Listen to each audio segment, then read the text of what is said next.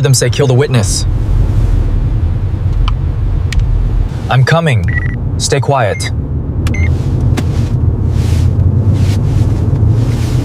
Understood.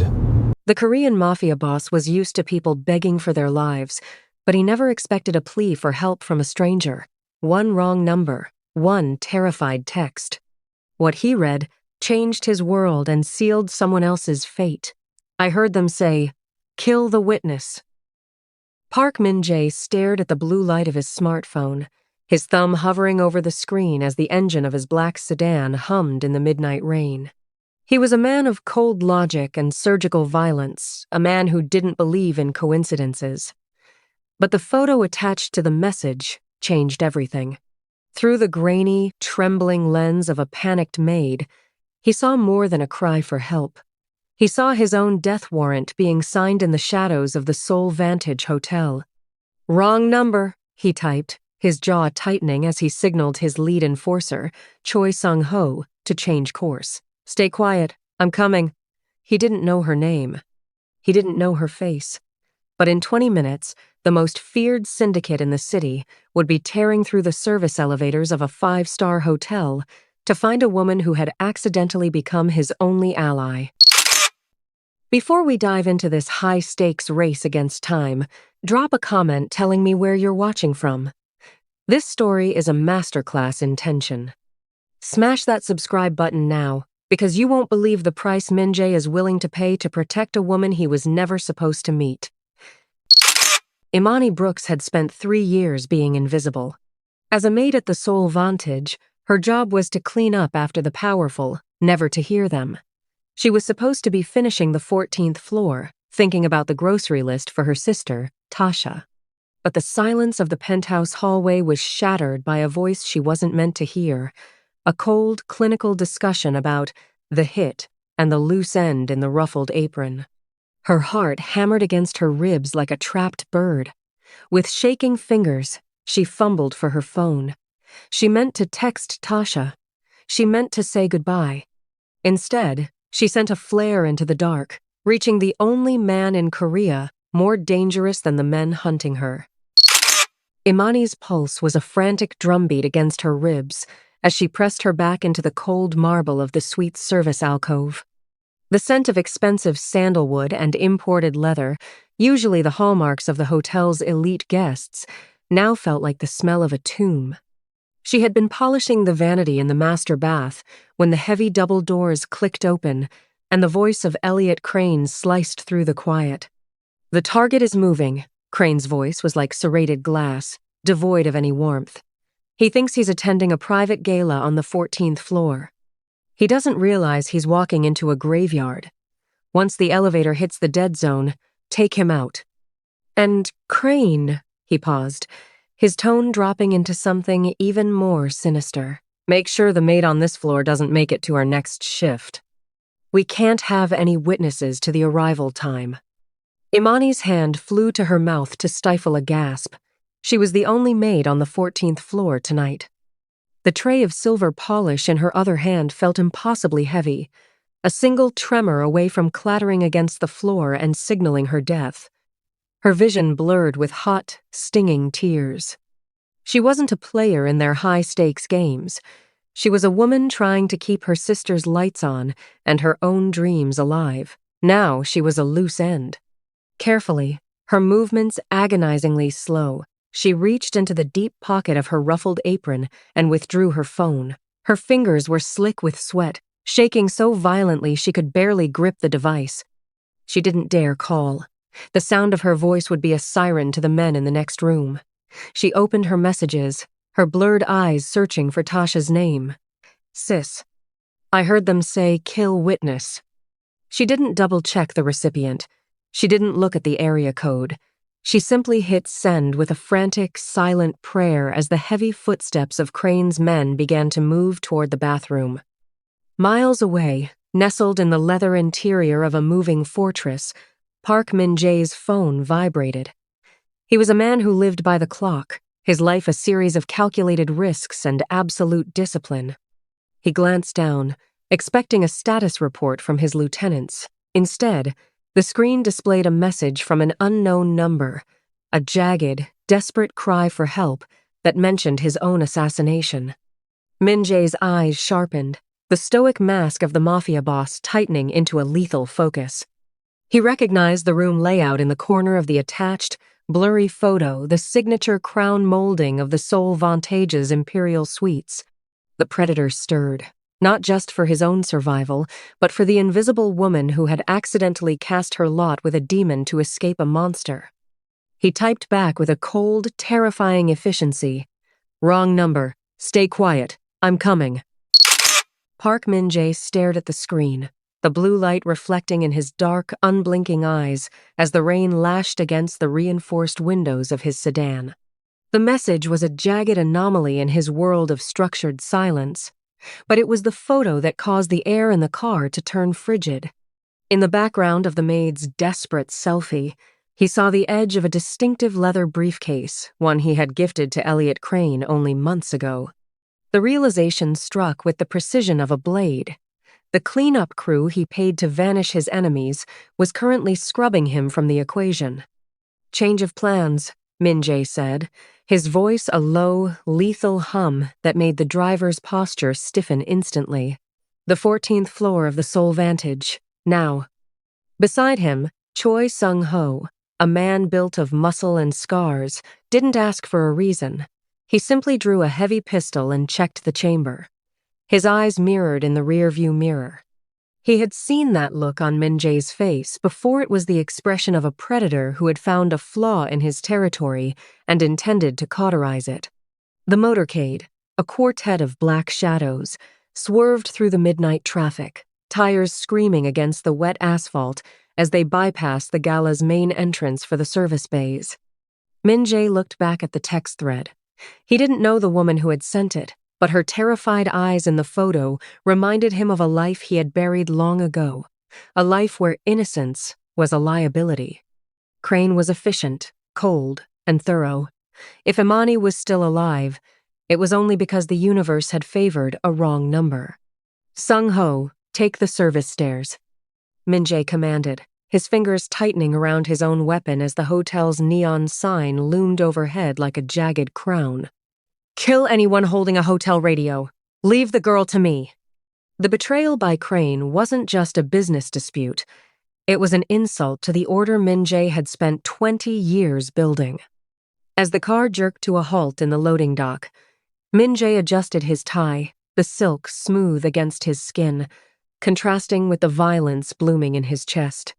He had told her he was coming, and in his world, a promise made to a witness was the only thing more absolute than a death warrant. He stepped out into the rain, his navy suit soaking up the darkness, moving toward the elevators with the silent, terrifying grace of a man who had nothing left to lose but his reputation. The service elevator groaned as it climbed, the numbers on the digital display flickering in a slow, agonizing crawl. For Min-jae, every second felt like a drop of blood hitting the floor. He leaned against the steel wall, his hand resting on the hilt of the blade hidden beneath his sleeve, his eyes fixed on the ceiling. He wasn't thinking about the hit on his life. He was thinking about the girl's trembling thumb hitting the wrong digits.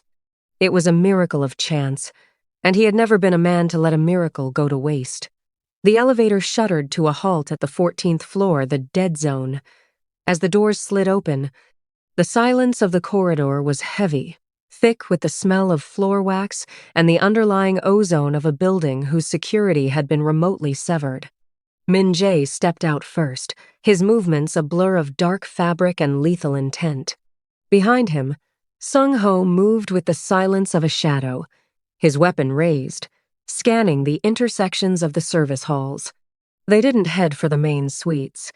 Crane's men would be checking the rooms systematically, but Imani, if she was as smart as her frantic text suggested, would be in the veins of the building. Min-jae pivoted toward the service corridors, a labyrinth of narrow, white-tiled passages that smelled of industrial laundry and old steam pipes. "They're close," Sung-ho whispered, nodding toward a discarded housekeeping cart overturned near a set of double-fire doors.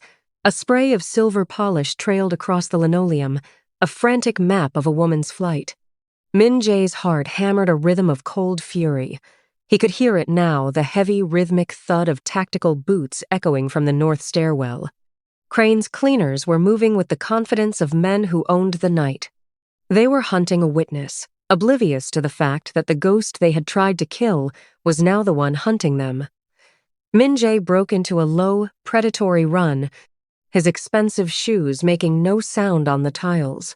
He navigated the turns by instinct, following the ghost of a lemon-scented cleaner and the salt of human terror.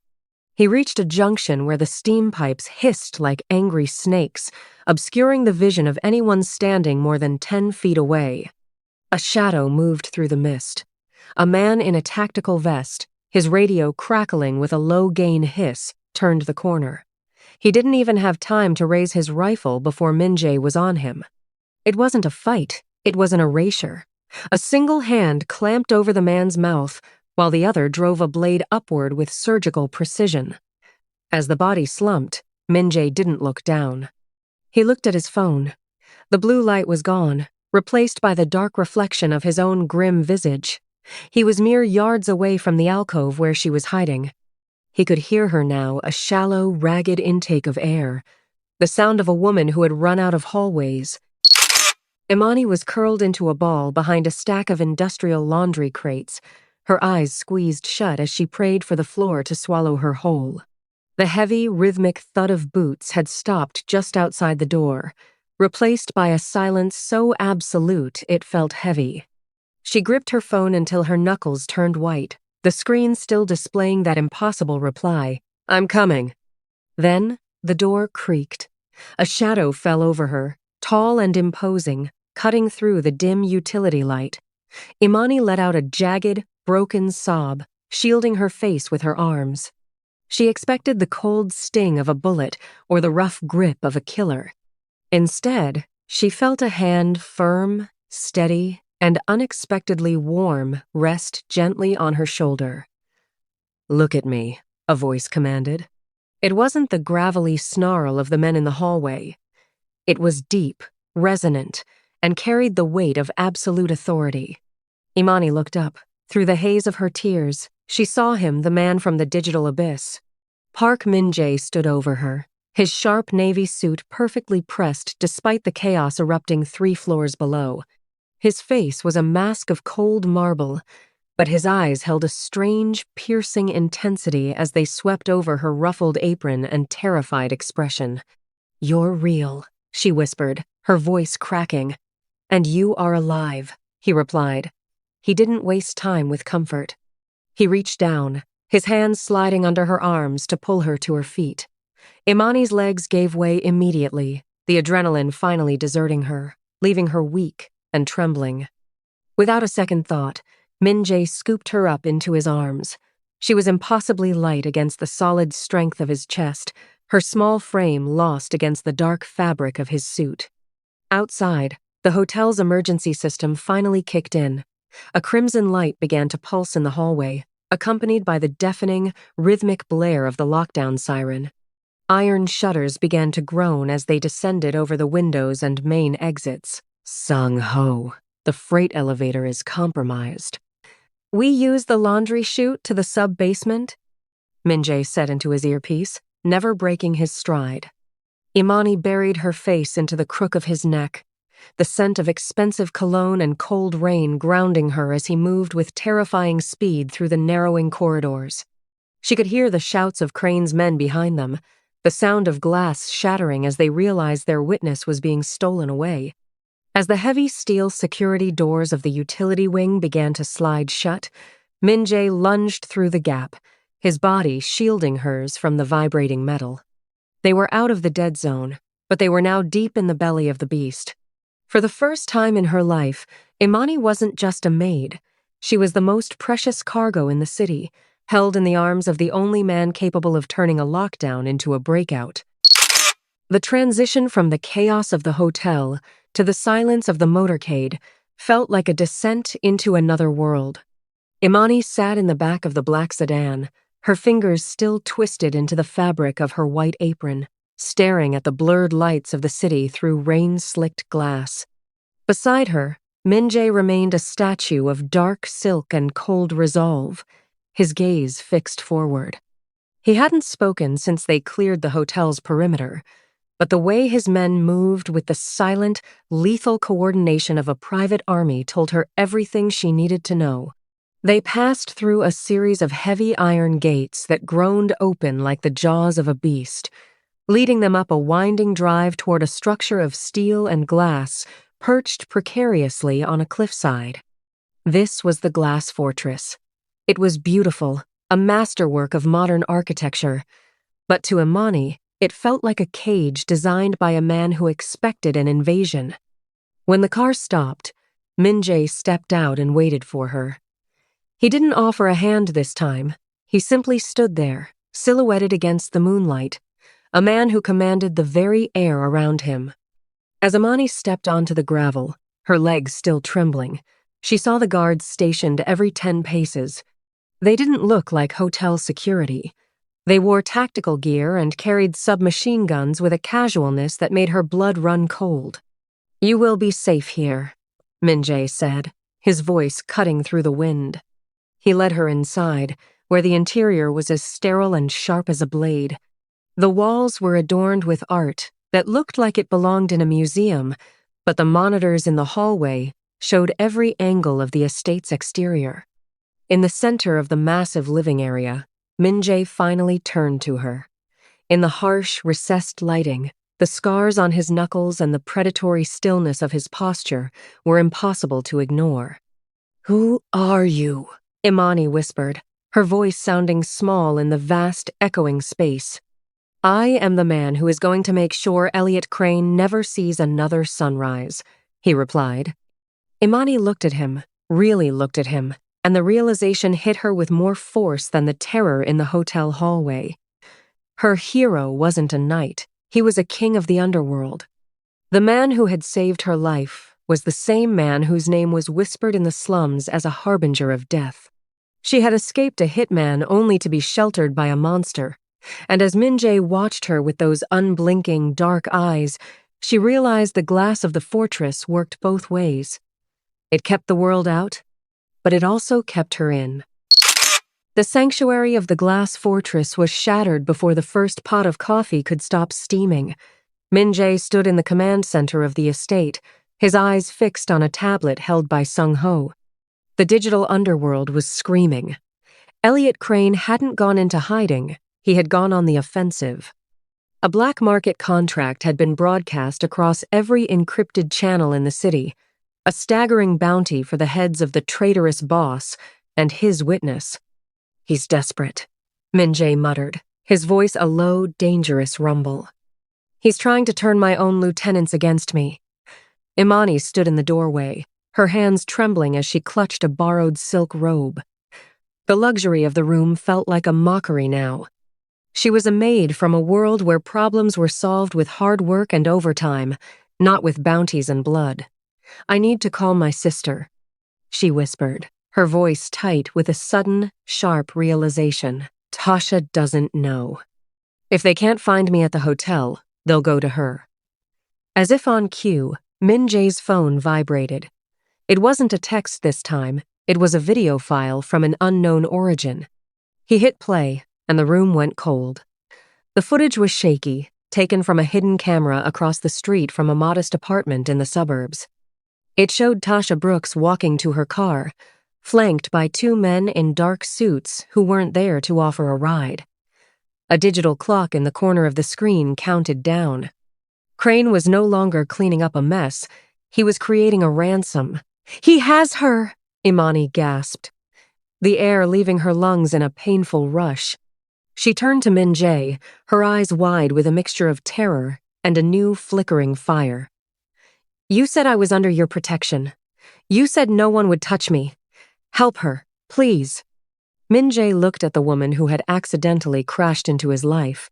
He saw the raw grief in her face, but beneath it, he saw the same iron-willed survival that had led her to send that fateful text. He realized then that he couldn't handle this the way he usually handled threats. He couldn't just send a squad of hitmen to level a building. Tasha was a civilian, a ghost in the system that Crane was now weaponizing. Crane expects me to come alone or send an army, Min-jae said, his mind already weaving a new, deadlier web. He looked directly at Imani, acknowledging her as a person rather than a liability for the first time. He doesn't expect you. You know the hotel's blind spots. You know how to move through the city without leaving a footprint. If you want your sister back, you have to stop being a witness and start being a partner. Imani straightened her shoulders, the fear in her eyes hardening into a cold, desperate resolve. She nodded once, a silent oath. The maid and the Mafia boss stood in the center of the glass fortress, two people from different worlds forced into a singular, violent purpose. The debt had changed. It was no longer about a wrong number. It was about family. The moon hung low over the cliffside, casting long, skeletal shadows across the minimalist expanse of the living room. For the first time since the hotel went into lockdown, the frantic hum of the estate's tactical servers had dimmed. Min-jae sat by the floor-to-ceiling windows, the city lights reflecting in his glass of dark whiskey like distant, dying embers. He had shed his suit jacket, and the white silk of his dress shirt was unbuttoned at the collar, revealing the jagged line of a scar that climbed from his chest toward his throat, a map of a past written in steel. Imani approached quietly, her footsteps muffled by the thick rugs. She didn't look like the terrified woman from the 14th floor alcove anymore. The borrowed silk robe moved with a fluid grace as she sat on the edge of the opposite lounge chair, her gaze lingering on the marks on his skin. "How many times have they tried?" she asked, her voice a soft tether in the dark. Min-jae followed her gaze to his collarbone. "Too many to count," he replied, his voice devoid of pride. "This one was a reminder from my father. He told me that a man in our world only breathes as long as his enemies are too afraid to exhale." He took a slow sip of the whiskey, his eyes tracking a patrol light on the perimeter. "I didn't choose the syndicate, Imani. I inherited a throne made of glass and blood. I've spent 20 years making sure it doesn't shatter." Imani looked out at the city, toward the distant, flickering lights of the neighborhood where Tasha was currently being held. "I used to think my life was small," she whispered. "I dreamed of opening a small bakery near the coast. I wanted to wake up to the smell of yeast and salt air, not industrial bleach and expensive sandalwood." She let out a hollow laugh. "I spent my whole life trying to be invisible so I could save enough to be free. Now, I'm the most visible woman in the city, and the only person who sees me is a man the world is terrified of." The silence that followed wasn't heavy. It was a shared space of understanding. In the dim light, the boss of the soul underworld and the maid from the suburbs were no longer predator and prey. They were both witnesses to lives they had been forced into, one by blood, the other by a typo. "Crane thinks he knows us," Min-jae said, his gaze finally meeting hers. The coldness was still there, but beneath it was a flicker of something human, a recognition of the iron in her spirit. "He thinks you are a victim, and I am a tyrant. He doesn't realize that a witness who has nothing left to lose is the most dangerous person in the room." Imani reached out, her fingers brushing the cold glass of the window. "Then let's give him something he didn't see coming." Min-jae nodded, the shadows of the estate closing in around them as they began to plan the only thing more dangerous than a hit, a rescue. The Soul Vantage looked like a tomb under the midnight rain, its glittering facade hiding the rot within. Park Min-jae stepped out of his car alone, his silhouette sharp against the hotel's neon glow. He didn't hide. He walked through the main lobby with the calculated arrogance of a king reclaiming a stolen throne. He knew Elliot Crane's eyes were on every security feed, watching for the moment the target walked into the crosshairs. In the shadows of the mezzanine, Crane watched the monitors, a jagged smile twisting his face. "He's arrogant enough to think he can walk through the front door," Crane hissed into his radio. "Close the net. I want him alive for the first 10 minutes. I want him to watch as I finish what he couldn't." While Min-jae drew the fire of every tactical team in the building, moving through the grand ballroom as a deliberate distraction. The real operation was happening miles away. In the darkened suburbs, Sung-ho moved with the silence of a ghost. He didn't use flashbangs or sirens. He used the surgical precision Min-jae had demanded. Within minutes, the men guarding Tasha Brooks were neutralized, and Imani's sister was pulled from the apartment, safe and shielded by the very syndicate that had once been her greatest threat. Back at the hotel, the elevator chimes echoed like a funeral bell. The doors opened on the 14th floor, and Crane stepped out, his weapon leveled at Min-jae's chest. "You lost, Park. You traded your empire for a maid." Min-jae didn't flinch. He adjusted his cufflink, his eyes as cold as the deep ocean. "I didn't trade anything, Elliot. I invested." At that moment, the hotel's internal comms hissed with a new voice. Not a killer's, but Imani's. Using her knowledge of the hotel's master override from the basement terminal, she cut the lights and triggered the fire suppression system. In the sudden, blinding deluge of water and darkness, the cleaners lost their advantage. "The witness is in the system, Crane." Min-jae's voice rang out through the mist, devoid of mercy. "And my family is safe. You aren't cleaning up a mess tonight. You're the one being erased." As the sounds of the final struggle erupted in the darkness, the power dynamic of the city shifted forever. Min-jae moved through the chaos not as a victim, but as the architect of Crane's undoing. The hunter had become the prey, and the maid, who had been a loose end, was now the hand on the lever. The sirens of the Seoul Metropolitan Police began to wail at the base of the hotel, their blue and red lights dancing against the falling rain. Inside the 14th floor suite, the air was thick with the scent of spent gunpowder and the metallic tang of blood. Min-jae stood over the broken form of Elliot Crane, but he didn't look at his fallen enemy. He looked at the service terminal where Imani emerged from the shadows, her white apron stained with soot, her eyes reflecting a weary, hollow victory. "It's over," she whispered, her voice barely audible over the rising wind. "For Crane, yes," Min-jae replied, his voice a low, somber vibration. "But as long as Imani Brooks exists, the wolves of this city will never stop hunting you. They will look for the woman who broke the syndicate's master cleaner. They will look for the witness." He signaled Sung-ho, who stepped forward with a charred, unrecognizable set of identification papers and a housekeeping uniform retrieved from the site of a controlled explosion in the lower basement. Min-jae took Imani's hand, his grip firm but strangely mournful. "Tonight, the world believes the maid from the Seoul Vantage died in the crossfire. There will be a funeral. There will be a closed casket, and there will be a check sent to your mother in Atlanta that will ensure she and Tasha never have to work another day in their lives." He pressed a new passport into her palm, a clean slate with a different name and a different future. "You wanted a bakery by the coast, Imani. Go find the salt air." Imani looked at the man who had been her kidnapper, her protector, and briefly, her partner. She realized the weight of his gift. He wasn't just giving her safety, he was giving her the invisibility she had spent her life trying to afford. She reached up, her fingers grazing the sharp line of his jaw one last time. "And you'll stay in this glass cage?" "I am a ghost in a suit, Imani. I belong to the shadows." A year later, Min-jae sat at the head of his massive table in the penthouse, the city of Seoul glittering like a sea of diamonds beneath him. The syndicate was stronger than ever, his rivals silenced, his throne undisputed.